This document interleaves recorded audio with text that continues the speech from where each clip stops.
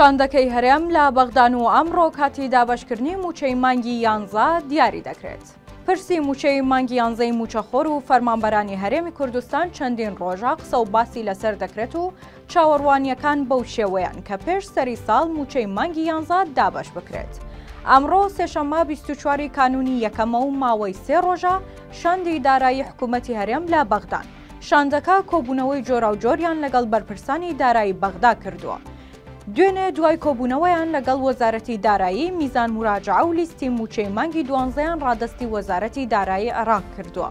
سەرچاوێکی نزیک لە شاندەکەی حکوومەتی هەرێم ڕایگەیان کە حکوومەتی هەرێم داوای ناردنی پارەی تەواوکاری موچەی مانگی 11 و موچەی مانگی 12 کردووە. هەرێم داوای کردووە ئەم هەفتەیە 430 ملیارەکە ڕەوانە بکرێت تا بتوانێت موچەی مانگی 11 پێدابەش بکرێت.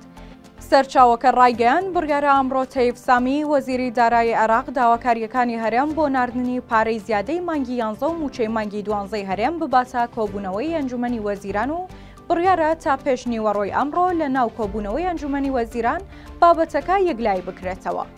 لە لایەکی ترەوە سەرچاوەیەکی ئاگادار ڕایگەیان شاندی هەرێم دۆسیەی موچەیان داوەتە دەست فواد حوسێن وەزیری دەرەوە و جێگری سەرۆکوەزیرانی عێراق کە بڕیارە لە کۆبوونەوەی ئەنجومەنی وەزاری ئابووری عێراق کە خۆی سەرۆکایەتی دەکات ئەو بابەتە باز بکرێت. ئەو سەرچاوەیە وتیشی تا پاش نیوەڕۆی ئەمڕۆ دەبێت چارەنووسی موچەی مانگی 11 یەکلای بکرێتەوە. هەرێم دەیەوێت ئەمڕۆ یان سبەی پارەکە بگاتە دەستی و کۆتایی ئەم هەفتەیە یان سەرەتای هەفتەی داهاتوو دەست بە دابەشکردنی موچەی مانگی 11 بکات.